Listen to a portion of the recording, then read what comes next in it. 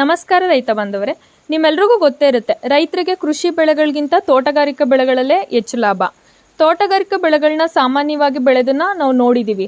ಆದರೆ ಕೆಲವೊಂದು ತಾಕುಗಳಲ್ಲಿ ಬಿಳಿ ಕಲರ್ದು ಮನೆ ಇರುತ್ತೆ, ವೈಟ್ ಕಲರ್ ಮನೆ ಇರುತ್ತೆ. ಆ ಮನೆ ಕೆಲವ್ರಿಗೆ ಏನು ಅಂತ ಗೊತ್ತಿರುತ್ತೆ, ಕೆಲವ್ರಿಗೆ ಗೊತ್ತಿರಲ್ಲ. ಅದನ್ನು ನಾವು ಪಾಲಿಹೌಸ್ ಅಂತ ಕರಿತೀವಿ. ಅದು ಏನಕ್ಕೆ ಮಾಡ್ತೀವಿ ಅಂದರೆ ಬೆಳೆಗಳಿಗೆ ಕೃತಕವಾಗಿ ವಾತಾವರಣನ ಸೃಷ್ಟಿ ಮಾಡ್ಕೊಡೋದಕ್ಕೆ. ಅಂದರೆ ಕೆಲವು ಬೆಳೆಗಳು ನಮ್ಮ ವಾತಾವರಣಕ್ಕೆ ಅಡ್ಜಸ್ಟ್ ಆಗ್ತವೆ, ಕೆಲವೊಂದು ಅಡ್ಜಸ್ಟ್ ಆಗಲ್ಲ. ಅಂತಹ ಬೆಳೆಗಳನ್ನು ನಾವು ಅದಕ್ಕೆ ಬೇಕಾದಂತಹ ವಾತಾವರಣನ ಸೃಷ್ಟಿ ಮಾಡಿ ಅದನ್ನು ಸರಿಯಾದ ರೀತಿಯಲ್ಲಿ ಆರೈಕೆ ಮಾಡೋಕ್ಕೋಸ್ಕರ ಪಾಲಿಹೌಸ್ಗಳನ್ನ ನಿರ್ಮಾಣ ಮಾಡ್ತೀವಿ. ಈ ರೀತಿ ಪಾಲಿಹೌಸ್ಗಳಲ್ಲಿ ಬೆಳೆಗಳನ್ನ ಬೆಳೆಯೋದ್ರಿಂದ ನಾವು ಹೆಚ್ಚಿನ ಲಾಭ ಹಾಗೂ ಇಳುವರಿನ ಪಡ್ಕೋಬೋದು. ನಾನು ವಿಡಿಯೋಲಿ ತೋರಿಸಿರೋ ಥರ ಪಾಲಿಹೌಸ್ಗಳಲ್ಲಿ ರೈತರು ಇತ್ತೀಚಿನ ದಿನಗಳಲ್ಲಿ ಟೊಮೊಟೊ, ಕ್ಯಾಪ್ಸಿಕಾಮ್, ಚಿಲ್ಲಿ, ಆಂಥೋರಿಯಂ, ಮಿಡಿ ಸೌತೆ ಇಂತಹ ಬೆಳೆಗಳನ್ನ ಬೆಳೀತಾ ಇದ್ದಾರೆ. ನೀವು ಕೇಳ್ಬೋದು, ಇದಕ್ಕೆ ಸಬ್ಸಿಡಿ ಸಿಗುತ್ತಾ ಸರ್ಕಾರದಿಂದ ಅಂತ. ಹೌದು, ಖಂಡಿತ ಸಬ್ಸಿಡಿ ಸಿಗುತ್ತೆ. ಎಷ್ಟು ಅಂತ ಅಂದರೆ, ನೀವು ಒಂದು 20 ಲಕ್ಷ ಖರ್ಚು ಮಾಡಿದ್ರಿ ಅಂದರೆ 50% ಸಬ್ಸಿಡಿನ ನಿಮಗೆ ಗೌರ್ಮೆಂಟು ಕಟ್ಕೊಡುತ್ತೆ.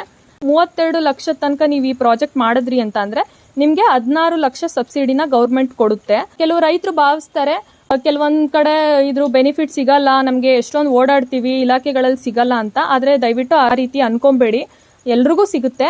ಕೆಲವೊಂದು ಜಿಲ್ಲೆಗಳಲ್ಲಿ ಹೆಚ್ಚಿನ ಬೇಡಿಕೆ ಇರುತ್ತೆ, ಕೆಲವೊಂದು ಜಿಲ್ಲೆಗಳಲ್ಲಿ ಬೇಡಿಕೆ ಇರಲ್ಲ. ಬೇಡಿಕೆ ಇಲ್ದಿರೋಂಥ ಜಾಗಗಳಲ್ಲಿ ಅಧಿಕಾರಿಗಳೇ ಫೋರ್ಸ್ ಮಾಡ್ತಾ ಇರ್ತಾರೆ ಮಾಡ್ಕೊಳ್ಳಿ ಅಂತ. ಆದರೆ ಬೇಡಿಕೆ ಇರೋವಂಥ ಜಾಗಗಳಲ್ಲಿ ಸ್ವಲ್ಪ ತಡವಾಗಿ ಸಿಗ್ಬೋದು, ಬಟ್ ಸಿಕ್ಕೇ ಸಿಗುತ್ತೆ. ನೀವು ಒಂದಲ್ಲ 2 ಬಾರಿ ಹೋಗಿ ಇಲಾಖೆಗಳಲ್ಲಿ ವಿಚಾರಿಸಿ ಈ ಒಂದು ಯೋಜನೆನ ಪಡ್ಕೊಳ್ಳಿ. ಈ ಒಂದು ಯೋಜನೆಗೆ ಬೇಕಾಗಿರುವಂತಹ ದಾಖಲಾತಿಗಳ ವಿವರ: ಆಧಾರ್ ಕಾರ್ಡು, ಪಾಣಿ, ಬ್ಯಾಂಕ್ ಪಾಸ್ಬುಕ್ ಜೆರಾಕ್ಸ್ ಮತ್ತು ಅರ್ಜಿ ಫಾರಮ್ನ ನೀವು ಇಲಾಖೆಯಲ್ಲೇ ಕೊಡ್ತಾರೆ, ತೋಟಗಾರಿಕೆ ಇಲಾಖೆಯಲ್ಲಿ ಕೇಳಿ. ಎಲ್ಲರೂ ಹೆಚ್ಚಿನ ರೈತರು ಈ ಒಂದು ಸದುಪಯೋಗನ ಪಡ್ಕೊಂಡು ಮಾಡಿ. ಈ ವಿಡಿಯೋಲಿ ಹೆಚ್ಚಿನ ಮಾಹಿತಿ ಪಾಲಿಹೌಸ್ ಬಗ್ಗೆ ಇದೆ. ನಿಮಗೆ ವಿಡಿಯೋ ಇಷ್ಟ ಆದರೆ ಲೈಕ್ ಮಾಡಿ, ಶೇರ್ ಮಾಡಿ, ಕಮೆಂಟ್ ಮಾಡಿ. ಅದು ಏನಾದರೂ ತಪ್ಪಾಗಿದ್ರೆ ದಯವಿಟ್ಟು ಕಮೆಂಟಲ್ಲಿ ಹಾಕಿ. ಇದಕ್ಕೆ ನಾವು ಪಾಲಿಹೌಸ್ ಅಂತ ಕರಿತಾ ಹೋಗ್ತೀವಿ. ನೀವು ಒಳಗೆ ಹೋದ್ರೆ ಕಾಣ್ಬೋದು ನಿಮಗೆ. ಇದಕ್ಕೆ ಪಾಲಿಹೌಸ್ ಅಂತ ಕರಿತಾ ಹೋಗ್ತೀವಿ. ಇದು ತುಂಬ ಎಕ್ಸಾಟಿಕ್ ಬ್ರೀಡ್ಸು. ಹೊರಗಡೆ ಟೆಂಪರೇಚರಿಗೆ ಆಗದೆ ಇರೋ ಯಾವ್ದಾದ್ರು ಒಂದು ಕ್ರಾಪ್ಸ್ ಏನಾದ್ರು ಇದ್ರೆ ಅಲ್ಲಿ ಈ ಥರ ನರ್ಸರಿ ಅಥವಾ ಪಾಲಿಹೌಸ್ನ ಯೂಸ್ ಮಾಡ್ತಾ ಹೋಗ್ತೀವಿ. ಸೊ ಇದು ಎಕ್ಸಾಟಿಕ್ ಬ್ರೀಡ್ ಆಗಿರುತ್ತೆ ಯಾವುದೋ ಒಂದು. ಅದು ಈ ಪರ್ಟಿಕ್ಯುಲರ್ ಟೆಂಪರೇಚರ್ ಆಚೆ ಇದೆಯಲ್ಲ, ಆಚೆ ಬಿಸಿಲಾಗಿರ್ಬೋದು ಅಥವಾ ಥಂಡಿ ಆಗಿರ್ಬೋದು, ಅಂಥದಕ್ಕೆಲ್ಲ ಇದು ಹೊಂದ್ಕೊಂಡಿರೋ ಪರಿಸ್ಥಿತಿ ಇರುತ್ತೆ. ಇದರಲ್ಲಿ ಒಳಗಡೆ ಅದಕ್ಕೆ ಬೇಕಾಗಿರುವಂಥ ಒಂದು ಟೆಂಪರೇಚರು ಅಥವಾ ಅದಕ್ಕೆ ಬೇಕಾಗಿರೋ ಒಂದಷ್ಟು ಮಾಯಿಶ್ಚರ್ ಕಂಟೆಂಟು, ಮಳೆ, ಅದನ್ನೆಲ್ಲ ಆರ್ಟಿಫಿಷಿಯಲ್ ಆಗಿ ಜನರೇಟ್ ಮಾಡ್ತಾರೆ. ಇದರಿಂದ ಬರೋದಕ್ಕಿಂತ ಗುಡ್ ಕ್ವಾಂಟಿಟಿ, ಗುಡ್ ಈಲ್ಡ್ ಬರುತ್ತೆ. ಅದ್ರ ಜೊತೆಗೆ 1 kg ಬರೋದು 2 kg ಈಲ್ಡ್ ಜಾಸ್ತಿ ಆಗುತ್ತೆ. ಮತ್ತೆ ನ್ಯೂಟ್ರಿಷನಲ್ ಕ್ವಾಲಿಟಿ ಕೂಡ ಇದರಲ್ಲಿ ತುಂಬಾ ಚೆನ್ನಾಗಿ ಬರುತ್ತೆ. ಮೇನ್ ಆಗಿ ಈ ತರ ಪಾಲಿಹೌಸ್ ಎಲ್ಲಿ ಮಾಡ್ತಾರೆ ಅಂತ ಹೇಳಿದ್ರೆ ಎಕ್ಸಾಟಿಕ್ ಬ್ರೀಡ್ ಯಾವ್ದೋ ಒಂದು ಚಳಿ ಪ್ರದೇಶ, ಅಂದ್ರೆ ಆ ಕಡೆ ಯುರೋಪಿಯನ್ ಸಿಟೀಸ್ ಅಲ್ಲಿ ಯಾವ್ದು ಬೆಳೆಯೋ ಅಂತ ಇದು. ಅಲ್ಲಿ ಏನ್ ಬೇಕಾಗಿರುತ್ತೆ, ತುಂಬಾ ಚಳಿ ವಾತಾವರಣ ಬೇಕಾಗಿರುತ್ತೆ. ಇಲ್ಲಿ ಬಿಸಿಲು ವಾತಾವರಣ ನೀವು ಆಚೆ ನೆಟ್ಟಿದ್ರೆ ಬರಲ್ಲ. ಅಂತ ಟೈಮಲ್ಲಿ ಈ ತರ ಪಾಲಿಹೌಸ್ ಅಲ್ಲಿ ಬೆಳೆದ್ರೆ ನಾವು ಅಮೆರಿಕಾದಲ್ಲಿ ಅಥವಾ ನಾವು ಯುರೋಪಿಯನ್ ಕಂಟ್ರಿಲಿ ಬೆಳೆಯುವಂತಹ ಯಾವ್ದಾದ್ರು ಒಂದು ಎಕ್ಸಾಟಿಕ್ ಬ್ರೀಡ್ ಕೂಡ ಇಲ್ಲಿ ಬೆಳೆದು ಇದ್ ಮಾಡಬಹುದು. ಎಕ್ಸಾಂಪಲ್ ಬ್ರಾಚಿಲಿ ಆಗಿರ್ಬೋದು, ಲ್ಯಾಟಿಸ್ ಆಗಿರ್ಬೋದು. ನಾವು ಬರ್ಗರ್ ಅಲ್ಲಿ ತಿಂತೀವಲ್ಲ, ಮಧ್ಯೆ ಎಲೆ ಬಂದಿರ್ತಾವಲ್ಲ, ಹಿಂಗೆ ಪಾಲಿಹೌಸ್ ಕಂಡೀಷನ್ ಅಲ್ಲೇ ಬೆಳೆದಿರ್ತಾವೆ. ಆಚೆ ನಾವು ಓಪನ್ ಎನ್ವಿರಾನ್ಮೆಂಟ್ ಅಲ್ಲಿ ಬೆಳೆದ್ರೆ ಅಷ್ಟು ಒಳ್ಳೆ ಈಲ್ಡ್ ಬರೋದೇ ಇಲ್ಲ. ಅದು ಒಳ್ಳೆ ಪ್ಯಾಥೋಜೆನಿಕ್ ಇನ್ಫೆಕ್ಷನ್ ಆಗುತ್ತೆ. ಇದರಲ್ಲಿ ಪಾಸಿಟಿವ್ ಏನಂತ ಹೇಳಿದ್ರೆ, ಇಲ್ಲಿ ಕಡಿಮೆ ಜಾಗ ಆಗಿದ್ರಿಂದ ಸಾಯಿಲ್ ಸ್ಟೆರಿಲೈಸೇಷನ್ ಅಂತ ಕರಿತೀವಿ ನಾವು. ಸಾಯಿಲ್ ಯಾವುದೇ ತರಹದ ಬೇರೆ ಅಂದ್ರೆ ಪ್ಯಾಥೋಜೆನಿಕ್ ಫ್ಯಾಕ್ಟರ್ಸ್ ಇಂದ ಇನ್ಫೆಕ್ಟ್ ಆಗಿರಲ್ಲ. ಸೊ ಇಲ್ಲಿ ಬೆಳೆಯೋದ್ರಿಂದ ರೋಗಕಾರಕಗಳು ತುಂಬಾ ಕಡಿಮೆ ಆಗ್ತವೆ. ನೀವು ಅದೇ ಆಚೆ ಇದ್ರೆ ತುಂಬಾ ಎಕ್ಸ್ಟರ್ನಲ್ ಫ್ಯಾಕ್ಟರ್ಸ್ ಲೈಕ್ ಟೆಂಪರೇಚರ್ ಆಗಿರ್ಬೋದು, ತುಂಬಾ ಬಿಸಿಲಾಗಿರ್ಬೋದು, ಅದೆಲ್ಲ ಎಫೆಕ್ಟ್ ಮಾಡುತ್ತೆ ರೋಗಕಾರಕಗಳಿಗೆ. ಸೊ ಇಲ್ಲಿ ಬೆಳೆದಾದ್ರೆ ಒಂದು ಮನೆ ರೀತಿ ಬೆಳೆಯೋದ್ರಿಂದ ಅವೆಲ್ಲ ಪ್ಯಾಥೋಜೆನಿಕ್ ಇನ್ಫೆಕ್ಷನ್ ತುಂಬಾ ಆಗಲ್ಲ. ಸೊ ಇದು ತುಂಬಾ ಚೆನ್ನಾಗಿ ಬೆಳೀತಾ ಹೋಗ್ಬೋದು. ಇಲ್ಲಿ ನೋಡ್ತಾ ಹೋಗ್ಬೋದು, ಇದರಲ್ಲಿ ಡ್ರಿಪ್ಸ್ ಯೂಸ್ ಮಾಡಿದ್ದಾರೆ ಮಧ್ಯದಲ್ಲಿ. ನೋಡ್ತಾ ಹೋಗ್ಬೋದು, ಗೊಬ್ಬರ ಅಂದ್ರೆ ನೀರಿನ ರೀತಿ, ಅಂದ್ರೆ ಲಿಕ್ವಿಡ್ ಗೊಬ್ಬರ ಏನೇನು ಬರ್ತವೆ ಅವೆಲ್ಲ ಹಾಕಿರ್ತಾರೆ. ಇದು ಮೇಲ್ಗಡೆ ರೈನ್ ಸ್ಪ್ರಿಂಕ್ಲರ್ಸ್ ಅಂತ ಕರಿತೀವಿ ಅದಕ್ಕೆ. ಇದು ಏನಕ್ಕೆ ಅಂದ್ರೆ ಆರ್ಟಿಫಿಷಿಯಲ್ ರೈನ್, ಇವೆಲ್ಲ ಒಂದ್ ಎಲೆಗೆ ಬೀಳ್ಬೇಕಾಗಿರತ್ತೆ, ಮಳೆ ರೀತಿ ಮೇಲ್ಗಡೆ ಆರ್ಟಿಫಿಷಿಯಲ್ ಆಗಿ ಕೊಡ್ತಾರೆ. ರೈನ್ ಇರಿಗೇಷನ್ ಅಂತ ಕರಿತೀವಿ, ರೈನ್ ಜೆಟ್ಸ್ ಅಂತ ಕರೀತಾರೆ ಪರ್ಟಿಕ್ಯುಲರ್. ಅಂದ್ರೆ ಇದಕ್ಕೆ ಡೆಫಿನೆಟ್ ಒಂದು ಪ್ರಾಕ್ಟೀಸ್ ಇರುತ್ತೆ. 10 ದಿವಸಕ್ಕೆ ಮಳೆ ಬೇಕಾಗಿರುತ್ತೆ. ಇದಕ್ಕೆ ನಾವು ಅದೇ ಆಚೆ ಮಳೆ ನಮ್ಗೆ ಕೊಡಕ್ಕಾಗಲ್ಲ, 10 ದಿವಸಕ್ಕೆ ಬರುತ್ತೆ ಅಂತ ನಾವು ಪ್ರೆಡಿಕ್ಟ್ ಮಾಡಕ್ಕಾಗಲ್ಲ. ಅದೇ ಈ ತರ ಪಾಲಿಹೌಸ್ ಅಲ್ಲಿ ಬೆಳೆದಾಗ ಅಲ್ಲಿ ವಾಟರ್ ಸಪೋರ್ಟ್ ಇಂದ, ಆರ್ಟಿಫಿಷಿಯಲ್ ವಾಟರ್ ಇರಿಗೇಷನ್ ಇಂದ 10 ದಿವಸಕ್ಕೆ ಅಂದ್ರೆ 10 ದಿವಸ ಈ ಸೈಕಲ್ 10 ದಿವಸಕ್ಕೆ ಮಳೆ ಬರುತ್ತೆ ರೀತಿ ಮಾಡ್ಬೋದು. ಇದು ಕಾಸ್ಟ್ ಜಾಸ್ತಿ ಇರುತ್ತೆ, ಇದು ಸ್ವಲ್ಪ ಪ್ರಾಫಿಟ್ ಜಾಸ್ತಿ ಇರುತ್ತೆ. ಹಂಗೆ ದೊಡ್ಡ ರೈತರುಗಳು ಮಾಡ್ಕೋಬಹುದು, ಇಂಟ್ರೆಸ್ಟ್ ಇರೋದು. ಅಂದ್ರೆ ತುಂಬಾ ಅಂದ್ರೆ ಇನಿಷಿಯಲ್ ಕಾಸ್ಟ್ ತುಂಬಾ ಒಳ್ಳೆ ಯಾರು ಹಾಕೋರಿದ್ರೆ ಆರಾಮಾಗಿ ಮಾಡ್ಬೋದು. ಲೇಬರ್ಸ್ ಅದ್ರ ಬಗ್ಗೆ ಅರ್ಥ ತಿಳ್ಕೊಂಡಿರ್ಬೇಕು, ಎಲ್ಲ ಲೇಬರ್ಸ್ ಮಾಡಕ್ ಬರಂಗಿಲ್ಲ. ಇದಕ್ಕೆ ಆದಂತ ಕೆವಿಕೆಲ್ ಇದಕ್ಕೆ ತುಂಬಾ ಪ್ರಾಜೆಕ್ಟ್ಸ್ ಇದಾವೆ. ಹೆಂಗ್ ಪಾಲಿ ಹೌಸ್ ಮಾಡಬೇಕು, ಡೈಮೆನ್ಷನ್ಸ್ ಎಷ್ಟಿರಬೇಕು, ಕೆವಿಕೆಲ್ ಇದ್ರ ಬಗ್ಗೆ ಹೆಚ್ಚಿನ ಮಾಹಿತಿ ಕೊಡ್ತಾರೆ. ಕ್ಯಾಪ್ಸಿಕಮ್ ಬೆಳಿಬೋದು. ಜೊತೆಗೆ ನಾವು ನರ್ಸರಿ ಪ್ಲಾಂಟೇಶನ್ಸ್, ಈಗ ಅಡಿಕೆ ಆಗಿರ್ಬೋದು, ತೆಂಗು ಆಗಿರ್ಬೋದು, ಅಥವಾ ಕ್ಯಾಬೇಜ್, ಟೊಮ್ಯಾಟೊ, ಅದೆಲ್ಲಾನು ಈ ಪಾಲಿ ಹೌಸ್ ಇದ್ರಲ್ಲೇ ಬೆಳೆದ್ರೆ ಉತ್ತಮ ಇಳುವರಿ ತುಂಬಾ ಚೆನ್ನಾಗಿ ಬರುತ್ತೆ. ಉತ್ತಮ ಇಳುವರಿಗಾಗಿ ನಾವು ಪಾಲಿ ಹೌಸ್ ನ ಉಪಯೋಗಿಸ್ತೀವಿ. ಬಿಕಾಸ್ ಆಫ್ ಈ ತರ ಹೊರಗಡೆ ಎನ್ವಿರಾನ್ಮೆಂಟ್ ಸಿಗಲ್ಲ. ಯಾವಾಗ ಬೇಕೋ ಅವಾಗ ಮಳೆ ಬರಲಿ ಅಥವಾ ಯಾವಾಗ ಚಳಿ ಎಷ್ಟು ಟೆಂಪರೇಚರ್ ಮೇಂಟೈನ್ ಮಾಡಬೇಕು ಅಷ್ಟೇ ಟೆಂಪರೇಚರ್ ಮೇಂಟೈನ್ ಮಾಡಬಹುದು. ಅದೇ ನೀವು ಹೊರಗಡೆ ಈ ತರ ಮೇಂಟೈನ್ ಮಾಡಕ್ ಆಗಲ್ಲ. ನಮ್ಮ ಕರ್ನಾಟಕದಾಗ ಮೇನ್ ಮಾಡಿದಾಗ ಸ್ಟ್ರಾಬೆರಿ ಬೆಳೆ ಜಾಸ್ತಿ ಯೂಸ್ ಮಾಡ್ತಾರೆ. ಸ್ಟ್ರಾಬೆರಿ ಬೆಳೆ ಯಾವ ಕಡೆ ಸೈಡ್ ಜಾಸ್ತಿ? ನಾರ್ತ್ ಕಡೆ ಸ್ಟ್ರಾಬೆರಿ. ಆಮೇಲೆ ಇದು ಲೈಕ್ ಹುಳಿ ಇರ್ತಾವಲ್ಲ ಹಣ್ಣು, ಆ ಹಣ್ಣು ಜಾಸ್ತಿ ಯೂಸ್ ಮಾಡ್ತಾರೆ. ಸಿಟ್ರಸ್ ಫ್ರೂಟ್ಸ್ ಅಂತ ನಾವು ಕರಿತಾವೆ. ಆಮೇಲೆ ಈ ನರ್ಸರಿ ಪ್ಲಾಂಟೇಶನ್ ಅಂತೂ ಇದು ಇಂಪಾರ್ಟೆಂಟ್ ಮಾಡ್ತಾರೆ. ತೆಂಗಿರ್ಬೋದು, ಅಡಿಕೆ ಇರ್ಬೋದು, ಅದೆಲ್ಲ ನರ್ಸರಿ ಸ್ಟಾರ್ಟಿಂಗ್ ಗ್ರೋತ್ ಮಾಡ್ಬೇಕಾದ್ರೆ ಈ ನರ್ಸರಿಲೇ ಇದ್ ಮಾಡೋದ್ರಿಂದ ಅವರಿಗೆ ಬೇಕಾಗಿರೋ ಎನ್ವಿರಾನ್ಮೆಂಟ್ ಬಂದೇ ಬರುತ್ತೆ. ಟ್ರಾನ್ಸ್ಪ್ಲಾಂಟಿಂಗ್ ಮಾಡುತ್ತೆ, ಆಮೇಲೆ ಟ್ರಾನ್ಸ್ಪ್ಲಾಂಟಿಂಗ್ ಮಾಡ್ತೀವಿ, ತಗೊಂಡೋಗಿ ಮೇನ್ ಲ್ಯಾಂಡಿಗೆ ಹಾಕ್ತಾರೆ. ಪಾಲಿ ಹೌಸ್ಗೂ ಹಂಗೆ ಬೆಳೆಯೋದಕ್ಕೂ ಏನು ತುಂಬಾ ಮೇಜರ್ ಡಿಫ್ರೆನ್ಸ್ ಅಂತ ಹೇಳಿದ್ರೆ, ಆಚೆ ಇದು ಟೆಂಪರೇಚರ್ ತುಂಬಾ ವೇರಿಯೇಷನ್ ಇರುತ್ತೆ. ನೀವು ನೋಡ್ತಾ ಇರ್ಬೋದು, ಒಂದು 30 ಡಿಗ್ರಿ 26ರಿಂದ 30 ಡಿಗ್ರಿ ಆಗಿದೆ ಆಚೆ. ಇಲ್ಲಿ ಒಳಗಡೆ ಬೇರೆ ಟೆಂಪರೇಚರ್ ಇದೆ. ಅದೇ ನೈಟ್ ಹೋದಾಗ ನೈಟ್ ಅಲ್ಲಿ ಆಚೆ ತುಂಬಾ ಚಳಿ ಇರುತ್ತೆ, ಇಲ್ಲಿ ಟೆಂಪರೇಚರ್ ಅಷ್ಟೇ ಇರುತ್ತೆ. ಒಂದು ಪರ್ಟಿಕ್ಯುಲರ್ ಕ್ರಾಪಿಗೆ 21 ಡಿಗ್ರಿಯಿಂದ 25 ಡಿಗ್ರಿ ಸೆಲ್ಸಿಯಸ್ ಮೇಂಟೈನ್ ಮಾಡಬೇಕು ಅಂತ ಒಂದು ಪ್ರಾಕ್ಟೀಸ್ ಅಲ್ಲಿ ಇರುತ್ತೆ. ನೀವು ಆಚೆ ಬೆಳೆದ್ರೆ 18 ಡಿಗ್ರಿ ಬರುತ್ತೆ, ಒಂದೊಂದ್ಸಲ 30 ಡಿಗ್ರಿ ಬರುತ್ತೆ. ಅದೆಲ್ಲ ತುಂಬಾ ಪ್ರಾಬ್ಲಮ್. ಅದೇ ನೀವು ಪಾಲಿ ಹೌಸ್ ಅಲ್ಲಿ ಬೆಳೆದ್ರೆ 21ರಿಂದ 25 ಡಿಗ್ರಿ ಸೆಲ್ಸಿಯಸ್ ಅಂದ್ರೆ 21ರಿಂದ 25 ಡಿಗ್ರಿ ಸೆಲ್ಸಿಯಸ್ ಎಲ್ಲ ಮೇಂಟೈನ್ ಆಗ್ತಾ ಹೋಗುತ್ತೆ. ಈಗ ಆಚೆ ಆದ್ರೆ ಇಲ್ಲಿ ಅದನ್ನ ಕ್ಲೋಸ್ ಮಾಡ್ತಾರೆ ಅದೆಲ್ಲ, ಓಕೆನಾ? ಅವಾಗ ಟೆಂಪರೇಚರ್ ಜಾಸ್ತಿ ಆಗುತ್ತೆ ಒಳಗಡೆ, ಆ ಟೆಂಪರೇಚರ್ ಮೇಂಟೈನ್ ಆಗುತ್ತೆ, ಹೊರಗಡೆ ಹೋಗಲ್ಲ. ತುಂಬಾ ಕೂಲ್ ಟೆಂಪರೇಚರ್ ಬೇಕು. ಇಲ್ಲ ಫಸ್ಟ್ ನೀವು ಕೊಡೋಕಿನ ಮುಂಚೆ ಇರಿಗೇಟ್ ಮಾಡಿರ್ತಾರೆ ಮೇಲ್ಗಡೆ, ಸ್ಪ್ರಿಂಕ್ಲರ್ ಜೆಟ್ ಅಂತ ಏನಂದ್ರೆ ಅದೆಲ್ಲ ಮಳೆ ರೀತಿ ಬಂದಾಗ ಟೆಂಪರೇಚರ್ ಕಡಿಮೆ ಆಗಿರುತ್ತಲ್ಲ, ಆ ಟೆಂಪರೇಚರ್ ಮೇಂಟೈನ್ ಆಗ್ತಾ ಹೋಗುತ್ತೆ. ಇದನ್ನ ಇನ್ನೂ ಅಪ್ಗ್ರೇಡ್ ವರ್ಷನ್ ಅಂದ್ರೆ ಗ್ಲಾಸ್ ಪಾಲಿ ಹೌಸ್ ಅಂತ ಕರೀತಾರೆ. ಪಾಲಿ ಹೌಸ್ ಅಲ್ಲಿ ಏನಂತ ಹೇಳಿದ್ರೆ ಒಂದು ಏರ್ ಕಂಡೀಷನರ್ಸ್ ಇಟ್ಟಿರ್ತಾರೆ ಒಳಗಡೆ, ಇಷ್ಟು ಟೆಂಪರೇಚರ್ ಅಂದ್ರೆ ಇಷ್ಟೇ ಟೆಂಪರೇಚರ್ ಮೇಂಟೈನ್ ಮಾಡಕ್ಕೆ. ಇಂಡಿಯಾದಲ್ಲಿ ಅಂತ ಬಳಕೆ ಇನ್ನು ಬಂದಿಲ್ಲ ಸದ್ಯಕ್ಕೆ. ಈ ತರ ಪಾಲಿ ಹೌಸ್ ನ ಯೂಸ್ ಮಾಡ್ತಾ ಇದ್ದಾರೆ.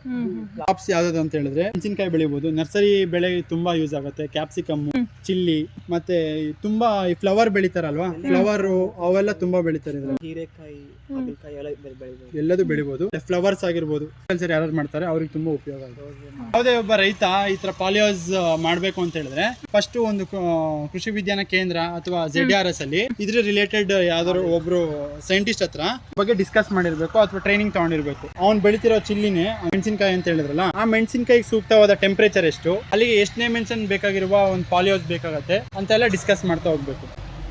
ನೀವು ಆಚೆ ಬೆಳೆಯೋದೇ ಬೇರೆ, ಇಲ್ಲಿ ಪ್ಯಾಕೇಜ್ ಆಫ್ ಪ್ರಾಕ್ಟೀಸೇ ಬೇರೆ ತರ ಇರುತ್ತೆ. ಅದೇ ನೀವು ಇಲ್ಲಿ ಒಳಗಡೆ ನರ್ಸರಿಲಿ ಬೆಳೆಯುವಂತ ಪ್ರಾಕ್ಟೀಸೇ ಬೇರೆ ತರ ಇರುತ್ತೆ. ಒಂದೊಂದು ಡೈಮೆನ್ಷನ್ಸ್ ಒಂದೊಂದು ಸಬ್ಸಿಡಿ ಅಂತ ಬರುತ್ತೆ. ಸೊ ಅದನ್ನ ಫಸ್ಟ್ ನಾವು ತಿಳ್ಕೊಳ್ಬೇಕಾಗಿರುತ್ತೆ ಯಾರು ರೈತ. ಅದೆಲ್ಲ ನಿಮಗೆ ನೀವು ಸೈಂಟಿಸ್ಟ್ ಹತ್ರ ಮಾತಾಡಿದಾಗ ಅವರೆಲ್ಲ ಹೇಳ್ತಾರೆ ಯಾವ ಕಂಪ್ನಿ ಪಾಲಿ ಹೌಸಸ್ ಬೆಸ್ಟು, ಅಲ್ಲಿಂದ ಗೌರ್ಮೆಂಟಿಂದ ಎಷ್ಟು ಸಬ್ಸಿಡಿ ಬರುತ್ತೆ ಅಂತೆಲ್ಲ ಫಸ್ಟ್ ಡಿಸ್ಕಸ್ ಮಾಡಾದ್ಮೇಲೆ ನೆಕ್ಸ್ಟ್ ಕನ್ಸ್ಟ್ರಕ್ಷನ್ ಶುರು ಮಾಡಬೇಕು. ಇಲ್ಲಿ ಬರ್ಬೋದು, ನೋಡ್ಬೋದು ಯಾವ ಜಾಗ ಬೇಕು ಅಂತ ಪ್ಲಾನ್ ಮಾಡ್ಕೊಬೇಕು. ಅಂದ್ರೆ ಇದು ಯಾವ ತರ ನಮಗೆ ರೆಡ್ ಸಾಯಿಲ್ ಐತೆ ನಮ್ಮ ಜಾಗದಲ್ಲಿ, ಯಾವ ತರ ಸಾಯಿಲ್ ಐತೆ ಅಂತ ಫಸ್ಟ್ ಚಿಂತೆ ಮಾಡಿ ಎಲ್ಲೋ ಒಂದು ಕರೆಕ್ಟ್ ಪರ್ಫೆಕ್ಟ್ ಪ್ಲೇಸ್. ಈಗ ನೋಡಿ, ನೀವು ರಸ್ತೆಯಿಂದ ಈ ಕಡೆ ಒಳಗಿದೆ, ಸ್ವಲ್ಪ ರಸ್ತೆಯಿಂದ ಆಚೆ ಇದ್ರೆ ಸ್ವಲ್ಪ ಪೊಲ್ಯೂಷನ್ ಎಲ್ಲ ಕಡಿಮೆ ಆಗುತ್ತೆ. ನೀವು ಇಲ್ಲೆಲ್ಲ ನೋಡ್ಬೋದು ತುಂಬಾ ಕಾರ್ಬನ್ ಡೆಫಿಸಿಟ್ ಆಗಿದೆ. ಆಚೆ ಆ ಕಡೆ ಕಪ್ ಆಗಿದೆ ಅಲ್ಲ, ಕಾರ್ಬನ್ ಡೆಫಿಸಿಟ್ ಆಗಿದೆ. ಅದೆಲ್ಲ ತಡೆಗಟ್ಬೋದು ಸ್ವಲ್ಪ ಒಳಗಡೆ ಬಂದ್ರೆ. ತದನಂತರ ಇಲ್ಲಿ ಕೆಳಗಡೆ ಫಸ್ಟ್ ಕಾಂಪೌಂಡ್ ಇಲ್ಲಿ ತನಕ ಒಂದು ಸಿಮೆಂಟ್ ಲೇಯರ್ ಬ್ರಿಕ್ಸ್ ಇಂದ ಇದು ಮಾಡಿ ಅಲ್ಲಿಂದ ಮೇಲ್ಗಡೆ ಸ್ಟ್ರೆಸ್ ಮಾಡ್ಕೊಂಡು ಇದೆಲ್ಲ ಅವರು ನೀವು ಯಾವ ಕಂಪ್ನಿಗೆ ಹೋಗಿರ್ತೀರೋ ಅಲ್ಲಿ ಅವರೆಲ್ಲ ಇಂಜಿನಿಯರಿಂಗ್ ಎಲ್ಲ ಸೆಟಪ್ ಮಾಡ್ತಾರೆ. ನಿಮ್ಮ ಡೈಮೆನ್ಷನ್ಸ್ ಮೇಲೆ ಎಷ್ಟು ಹೈಟ್ ಬೇಕಾಗಿರುತ್ತೆ ಅಂತ ಎಲ್ಲ. ನೀವು ಚಿಲ್ಲಿಗೆ ಒಂದು ಸ್ವಲ್ಪ ಬೇರೆ ಹೈಟ್ ಇರುತ್ತೆ, ಒಂದೊಂದ್ಸಲ ನೀವು ಬೇರೆ ಫ್ಲೋರಿಕಲ್ಚರ್ ಲೈಕ್ ಮಾರಿಗೋಲ್ಡ್ ಆಗಿರ್ಬೋದು, ಕ್ರೈಸ್ ಅಂತ ಚೆಂಡು ಅಂತೆಲ್ಲ ಏನೇನು ಕರಿತೀವಲ್ಲ, ಅದಕ್ಕೆ ಬೇರೆ ಹೈಟ್ ಬೇಕಾಗಿರುತ್ತೆ. ನಾನು ಅವಾಗಲೇ ಹೇಳಿದೆ ಟೆಂಪ್ರೇಚರ್ ಮೇಂಟೈನ್ ಮಾಡೋದು ಅಂತ. ಈ ಹೈಟ್ ಇಂದನೂ ಟೆಂಪರೇಚರ್ ಮೇಂಟೈನ್ ಆಗುತ್ತೆ. ಕಡಿಮೆ ಇಟ್ಟಿದ್ರೆ ಒಂದು ಟೆಂಪರೇಚರ್, ಒಂದು ಸ್ವಲ್ಪ ಬಿಸಿ ಗಾಳಿ ಇರುತ್ತೆ. ಇನ್ನು ಮೇಲ್ ಹೈಟ್ ಸ್ಟ್ರೆಸ್ ಲೆವೆಲ್ ಇದ್ರೆ ಆ ಟೆಂಪರೇಚರ್ ಬೇರೆ ಥರ ಅಂದರೆ ಕೂಲ್ಡ್ ಆಗಿ ಇದು ಮಾಡ್ಬೋದು. ನಂತರ ಇದು ಸಾಯಿಲ್ ಟೆಸ್ಟಿಂಗ್ ಆಗಿರ್ಬೋದು, ಮತ್ತೆ ಒಳಗಡೆ ಎಲ್ಲ ಮಣ್ಣು ಪರೀಕ್ಷೆ ಎಲ್ಲ ಮಾಡ್ಕೊಂಡಿರ್ಬೇಕು. ಮಣ್ಣು ಪರೀಕ್ಷೆ ಹೇಗೆ ಮಾಡೋದು ಅಂತ ತುಂಬಾ ರೂಲ್ಸ್ ಅಂಡ್ ರೆಗ್ಯುಲೇಷನ್ಸ್ ಇದೆ. ಚಿಲ್ಲಿ ಬೆಳಿತಿದ್ದೀನಿ, RDF ಅಂತ ಕರಿತೀವಿ ನಾವು, ರೆಕಮೆಂಡೆಡ್ ಡೋಸ್ ಆಫ್ ಫರ್ಟಿಲೈಸರ್ಸ್ ಅಂತ. ಅದು ನಮಗೆ ಇಷ್ಟು ಬೇಕಾಗಿರುತ್ತೆ ಅಂತ ಎಲ್ಲ ಡಿಸ್ಕಸ್ ಮಾಡಿ ಆಮೇಲೆ ಸಾಯಿಲ್ ಟೆಸ್ಟ್ ಮಾಡಿದಾಗ ಇಷ್ಟು ಕಡಿಮೆ ಇದೆ, ಡಿಫಿಷಿಯನ್ಸಿ ಇದೆ ಅಂತ ಅವ್ರು ಹೇಳ್ತಾರೆ. ಇರಿಗೇಷನ್ ಮಾಡ್ಕೊಬೇಕು.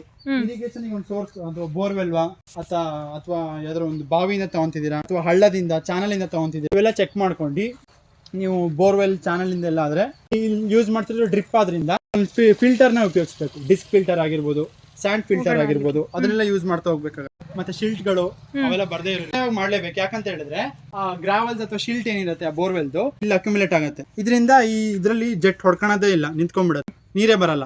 ಅದಕ್ಕೆ ನಾವು ಅಲ್ಲಿ ಸ್ಯಾಂಡ್ ಫಿಲ್ಟರ್ ಅಳವಡಿಕೆ ಮಾಡ್ಲೇಬೇಕಾಗುತ್ತೆ. ನಾವು ಇದಕ್ಕೆ ಡಿಸ್ಕ್ ಫಿಲ್ಟರ್ ಅಂತ ಕರಿತೀವಿ. ಫಿಲ್ಟರ್ ಅಂತ ಒಳ್ಳೆ ಡಿಸ್ಕ್ ಲೈಕ್ ಸ್ಟ್ರಕ್ಚರ್ ಇರುತ್ತೆ. ಅದರಲ್ಲಿ ಏನಾದ್ರು ಸ್ಯಾಂಡ್, ಮರಳು, ಕಲ್ಲು ಅಥವಾ ಶಿಲ್ಟ್ ಏನ್ ಇರುತ್ತೆ ಅದೆಲ್ಲ ಇದ್ರೆ ಸ್ಟಾಪ್ ಆಗ್ಬಿಡುತ್ತೆ ಅಲ್ಲಿಂದ. ಸೊ ದಟ್ ನೀರ್ ಚೆನ್ನಾಗಿ ಎಫಿಷಿಯಂಟ್ ಆಗಿ ಬರ್ತಾ ಹೋಗುತ್ತೆ. ಇದೆಲ್ಲ ಆಯ್ತು, ನಾವು ಇರಿಗೇಷನ್ ಮಾಡ್ಕೊಂಡು ಅದಾದ್ಮೇಲೆ ಸೆಲೆಕ್ಷನ್ ಆಫ್ ಸೀಡ್.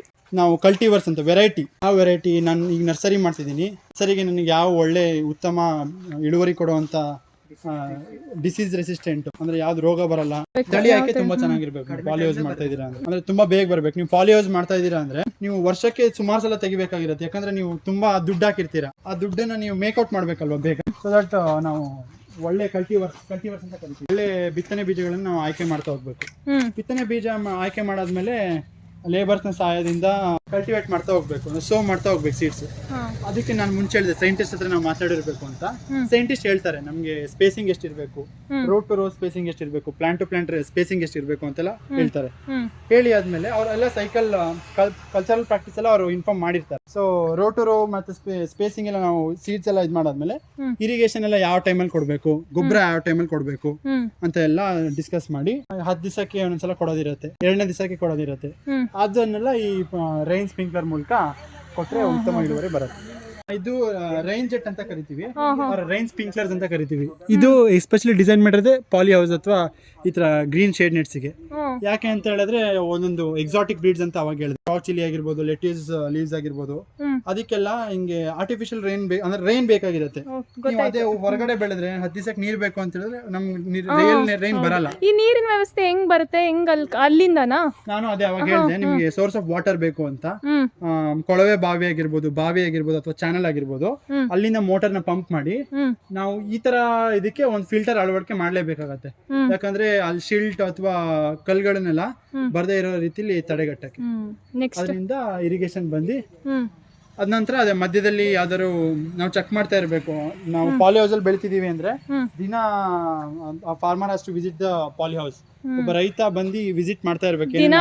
ಮಗು ತರ ಸಾಕ್ಬೇಕು, ಸುಮ್ನೆ ಎಲ್ಲ ಹಾಕ್ಬಿಟ್ಟು ಎಲ್ಲ ಓಡಾಡೋಲ್ಲ. ಇಲ್ಲಿ ಎದುರು ಇನ್ಸೆಕ್ಟ್ ಬಂದಿದ್ಯಾ, ಇನ್ಸೆಕ್ಟ್ ಏನಾದ್ರು ಹುಳಗಳು ಏನಾದ್ರು ಪ್ರಾಬ್ಲಮ್ ಮಾಡಿದ್ಯಾ, ಬಂದಿರಲ್ಲ ಆಗಿದ್ಯಾ, ಪ್ರಾಬ್ಲಮ್ ಆಗಿದ್ಯಾ, ಅಥವಾ ಎಲ್ಲದಕ್ಕೂ ನೀರ್ ಕರೆಕ್ಟ್ ಆಗಿ ಬೀಳ್ತಾ ಇದೆಯಾ, ಎಲ್ಲ ಜೆಟ್ಟು ವರ್ಕ್ ಆಗ್ತಾ ಇದೆಯಾ ಅಂತೆಲ್ಲ ಚೆಕ್ ಮಾಡ್ಬೇಕು. ದಿನಾಗ್ಲೂ ಮಾಡ್ಬೇಕು, ಅದನ್ನ ದಿನ ಚೆಕ್ ಮಾಡ್ಬೇಕು. ಅದ ನಂತರ ಇಷ್ಟ ದಿನಕ್ಕೆ ಒಂದಿರುತ್ತೆ 90 ರಿಂದ 100 ದಿವಸದಲ್ಲಿ ಇಳುವರಿ ಬರೋದಂತ ಇರುತ್ತೆ. ಅದು ಇಳುವರಿ ಬಂದಂಗೆ ಕಟಾವ್ ಮಾಡಕ್ ಶುರು ಮಾಡ್ಬೇಕು ಅಂತ. ನೀವು ಇದು ಪಾಲಿ ಹೌಸ್ ಸ್ಟ್ರಕ್ಚರ್ ರೆಡಿ ಮಾಡಿದ ತಕ್ಷಣ ಸೆಕೆಂಡ್ ಮಾಡ್ಬೇಕಾಗಿರೋದು ನೀವು ಇರಿಗೇಷನ್, ವೆದರ್ ಡ್ರಿಪ್ ಇರಿಗೇಷನ್ ಆಗಿರ್ಬೋದು ಅಥವಾ ರೈನ್ ಸ್ಪ್ರಿಂಕ್ಲರ್ ಆಗಿರ್ಬೋದು, ಇದೆಲ್ಲಾನು ನಾವು ಆಫ್ಟರ್ ಅಂದ್ರೆ ಸ್ಟ್ರೆಸ್ ಮಾಡಿದ ತಕ್ಷಣ ನೆಕ್ಸ್ಟ್ ಶುರು ಮಾಡ್ಕೊಬೇಕು.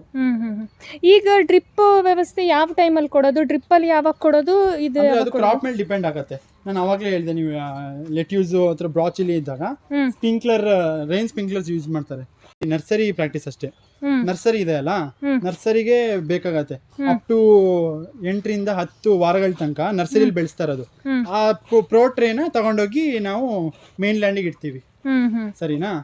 ಅದಕ್ಕೆ ಮೆಣಸು ಎಲ್ಲದೂ ನಾವು ಫಾಸ್ಟ್ ಇದು ಟ್ರಾನ್ಸ್ಪ್ಲಾಂಟಿಂಗ್ ಮಾಡೋಕ್ಕಿಂತ ಮುಂಚೆ ನರ್ಸರಿ ಪ್ರಿಪರೇಷನ್ ಅಲ್ಲಿ ಮೇನ್ ಆಗಿ ಪಾಲಿ ಹೌಸ್ ಅಲ್ಲೇ ಬೆಳೆಸೋದು. ಮೇಲ್ಗಡೆ ರೈನ್ ಸ್ಪ್ರಿಂಕ್ಲರ್ ಇದೆ ಅಲ್ಲ, ಅದೇ ಎಲ್ಲದಕ್ಕೂ ಸಾಕಾಗತ್ತೆ. ಬಟ್ ತುಂಬಾ ಒಂದೊಂದ್ಸಲ ಒಂದೊಂದು ಬುಡಕ್ ತುಂಬಾ ನೀರ್ ಬೇಕಾಗಿರುತ್ತೆ, ಇಷ್ಟೇ ಲೀಟರ್ಸ್ ಆಫ್ ನೀರ್ ಹೋಗ್ಬೇಕು ಅಂತ ಇರುತ್ತೆ. ಅಂತ ಟೈಮಲ್ಲಿ ರೈನ್ ಡ್ರಿಪ್ ಅಂದ್ರೆ ಡ್ರಿಪ್ ಇರಿಗೇಷನ್, ಹನಿ ನೀರಾವರಿ ಮಾಡ್ತಾರೆ. ಇರ್ಲೇಬೇಕು ಅಂತ ಇಲ್ಲ. ಹನಿ ನೀರಾವರಿ ಮಾಡೋದ್ರಿಂದ ಇನ್ನೊಂದು ಉಪಯೋಗ ಏನಂತ ಹೇಳಿದ್ರೆ ಮಧ್ಯದಲ್ಲಿ ಎಲ್ಲೂ ಕಳೆ ಬರಲ್ಲ. ಬರೀ ನೀರಿಗೆ ಅಲ್ಲದೆ ಇದು ಫರ್ಟಿಗೇಷನ್ ಅಂತ ಕರಿತೀವಿ, ಗೊಬ್ಬರ, ನೀರು ಸಂರಕ್ಷಿಸಿದ ಗೊಬ್ಬರ ಅಂದ್ರೆ ವೆಟಬಲ್ ಪೌಡರ್ಸ್, ಫರ್ಟಿಗೇಷನ್ಸ್ ಅಂತ ಕರಿತೀವಿ. ಅಂದ್ರೆ ಲಿಕ್ವಿಡ್ ರೂಪದಲ್ಲಿರುವಂತ ಗೊಬ್ಬರಗಳನ್ನ ಸ್ಪ್ರೇ ಮಾಡ್ತಾ ಹೋಗ್ಬೋದು. ಸೊ ದಟ್ ನಾವು ಕೈಯಲ್ಲಿ ಹಾಕೋದ್ ತಪ್ಪತ್ತೆ. ಎಲ್ಲಿಂದ ಕೊಡೋದು, ಕನೆಕ್ಷನ್ ಹೆಂಗಿದೆ ಅಲ್ಲಿ? ನೀರು ಓಕೆ, ಗೊಬ್ಬರ ಅಲ್ಲಿ ಫರ್ಟಿಗೇಷನ್ ಗೊಬ್ಬರ ಅಂತ ಹೇಳಿದ್ರೆ ಒಂದ್ ಡ್ರಮ್ ಅಲ್ಲಿ ಬಾಟಲ್ಸ್ ಬರ್ತವೆ, ಅದಷ್ಟು ಲಿಕ್ವಿಡ್ ಬಾಟಲ್ ಅಂದ್ರೆ ಡಿಫ್ರೆಂಟ್ ಫಾರ್ಮುಲೇಷನ್ಸ್ ಇರ್ತವೆ. 20 ಲೀಟರ್ಗೆ 1 ಲೀಟರ್ ಇದು ಗೊಬ್ಬರ ಹಾಕೋದು ಅಂತೆಲ್ಲ ಇರ್ತವೆ. ಅದನ್ನ ಹಾಕಿ ಅಲ್ಲಿ ಫರ್ಟಿಗೇಷನ್ ಯೂನಿಟ್ ಇಂದ ಹಚ್ಕೊಂಡು ಅಲ್ಲಿ ನಾವು ಅಲ್ಲಿ ಬರೋ ಒಂದೊಂದ್ ಕಡೆ ಪ್ರಗತಿಪರ ರೈತರು ಯೂಸ್ ಮಾಡ್ತಾರೆ, ಬೇಕಾದವ್ರು ಮಾಡ್ತಾರೆ. ಹಂಗೆ ಸ್ಪ್ರೇ ಮಾಡಿದ್ರೆ ನಿಮ್ಗೆ ತುಂಬಾ ಟೈಮ್ ಬೇಕಾಗತ್ತೆ. ಇದರಿಂದ ಬೇಗ 1 ಅವರ್ ನೀವು ಅಷ್ಟು ಹೊಡೆದ್ಬಿಡ್ಬೋದು. ಈಗ ಅದೇ ಒಂದ್ಸಲಿ ನೀರ್ ಬೇಕಾದ್ರೆ ನೀರು ಡ್ರಮ್ಮಿಗೆ ಹಾಕೊಳ್ಳೋದು, ಇಲ್ಲಾಂದ್ರೆ ಫರ್ಟಿಗೇಷನ್ ಮಾಡಿದ್ರೆ ಫರ್ಟಿಗೇಷನ್ ಮಾಡೋದಾದ್ರೆ ಅದನ್ನ ಹಾಕೊಬೋದು. ಓಕೆ. ಇಳುವರಿ ಅಂದ್ರೆ ಹ್ಮ್. ನೀವು ನಾನು ಇದು ಎರಡು ಡಿಫ್ರೆನ್ಸ್ ಹೇಳ್ತೀನಿ. ನೀವು ಆಚೆ ಬೆಳೆಯೋದಕ್ಕೂ ಮತ್ತೆ ಒಳಗಡೆ ಬೆಳೆಯೋದಕ್ಕೆ. ಆಚೆ 10 ಕ್ವಿಂಟಲ್ ಬೆಳೆಯೋ ಜಾಗದಲ್ಲಿ ಇಲ್ಲಿ ಒಂದು 18ರಿಂದ 25 ತನಕ ಇಳುವರಿ ಜಾಸ್ತಿ ಮಾಡ್ತಾ ಹೋಗ್ಬೋದು.